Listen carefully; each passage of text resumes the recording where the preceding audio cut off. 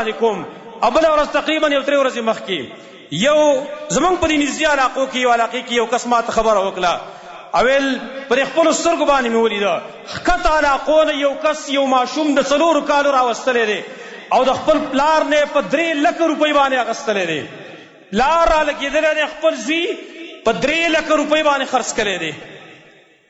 سړی حیران شي سړی د خپو نه دا ځمکه وتښتي څومره سنګدله دی دا خلک څومره بدبخته دی دا خلک هغه ماشومان چې دغه ماشومان د شفقت د مینې او د محبت وږي دي دغه ماشومان د دوی د مینه د مور او پلار په زړونو کې الله ارتلې ده د خویندو او د وروڼو په زړونو کې ارتلې ده د نیا او د نیکونو په زړونو کې ارتلې وله چې دې ماشوم له دا په خپله باندې ګرځېدی نه شي دا په خپله خوراک نه شي کولی دا د نفع او د نقصان ځای نه پیژني مور او پلار او خویندو او وروڼو له د دوی په زړونو کې الله د مینه په دې بنیاد باندې ارتلې ده چې د دې ماشوم تربیت کیږي د دې ماشوم حفاظت کېدلی شي دا ماشوم د مور او پلار مینې ته ډېر محتاج دی لیکن افسوس او صدا افسوس چې کله پلاران دې حد ته ورسیږي چې هغوی خپل تنکي ماشومان هغه په 3 لک روپۍ باندې خرڅوي 4 لک روپۍ باندې خرڅوي دغه پلار باندې 1000 بار لعنت وي خو زما خپل خیال دا دی چې کېدی شي دا پلار یا خو به غټ پیدي نه او غربت پر اغستلی ظالمه که غربت را اغستلی خو چرته قرض وکا یا سوال وکړي خلک سوالونه کوي ته زوی څنګه خرڅې دا ستا په زړه باندې څنګه دغه رسېدله چې تا خپل تنکې ماشوم د 4 کالو ماشوم تا خرڅاوه تا له شپه څنګه خوند درکوي تا له ورځ څنګه خوند درکوي تا له خوراک څکاک څنګه خوند درکوي د مور او پلار نه خو چې کله ماشوم ورک شي هغې سرګردانۍ لیوني شوي یو طرف ته منډې وي بل طرف ته منډې ماشوم نه ورک شوی دی لیکن زه د پلار ته حیران یم ستا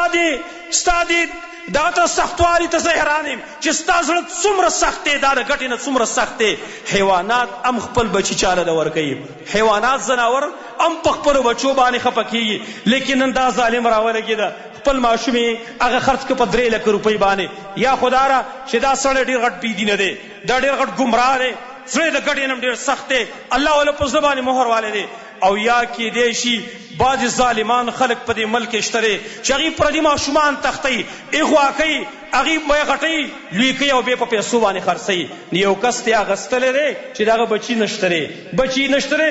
نه دی په خپله باندې اغستلی دی چې زما د بچي په ځای باندې به کېدی شي دته هم پیدا به کې میلاو شوي وي لیکن زه تعجب دا خبره کومه چې ماشومان نبی صلی الله علیه وسلم هغه څه فرمایلي نبی صلی الله علیه وسلم د جمعې په ورځ باندې خطبه وایي حسن او حسین دواړه نوسي په وره کې را نوځي نبی دومره مینه او دومره محبت کوي چې د هغې د مینې نه دی مجبوره دی فوراً را کوزیږي د خطبې نه وزي دواړو له غاړې ورکوي په منبر باندې ځان څه کښېنوي او بیا خطبه وایي خلکو ته وایي الولد مبخلة والولد مجبنة اولاد ذریعه د بخل هم ده اولاد ذریعه د بزدلۍ هم ده هغه نبي دی چې نبي صلی الله علیه وسلم او فرمایل حسن او حسین زما نوسي دا خو زما کشمالي دي دا زما خوشبویي ده ګورې هغه نبی صلی الله علیه وسلم مونځ کوي جمع مونځ کوي صحابو ته امامت ورکوي او حسن راغلی دی په اوږو باندې ورته ناست دی په دې څټ باندې ورته ناست دی یو صحابي وایي نبی صلی الله علیه وسلم ډېر ایثار شو چې دومره اوږده سجده خو نور کله نه ده کړې ما سر را پورته که ما ویل چې کنې نبي صلی الله علیه وسلم نه چېرته سا ختلې که چې کله ما سر را پورته که ما وکتل حسن د نبی صلی الله علیه وسلم نوسې د نبی صلی الله علیه وسلم په څټ باندې ناست دی بېرته زر څملاستمه په سجده باندې کله چې نبی صلی الله علیه وسلم سلام وګرځاو سلام نه وروسته صحابو ته وایي خفه کېږئ مه او دارنګې پریشانه کېږئ مه ان ابني ارتحلني زما نوسي زما نه سورلي جوړه کړې وه ما بده ګڼله چې زه خپل نوسی کوز کېنومه چېرته زړی خفه نه شي نبی صلی الله علیه وسلم خپل نوسي ښکلی اقرا ابن حابس راځي او هغه ورته وایي و یا رسول الله زما خو ډېر شی بچي دي ما خو یو موسه پورې دې ښکل کړی نبي ورته وایي چې الله ستا زړه نه رحم ایستلی زه خو پکې نشم داخلولی د ماشومانو خو دغه حالاتو ماشوم خو د مور او پلار مینې ته محتاج دی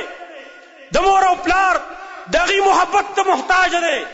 ماشوم دې ته ګوري چې زما پلار به کله ما سره مینې خبره کوي زما مور به کله ما سره مینې خبره کوي او دې ظالم خرڅ که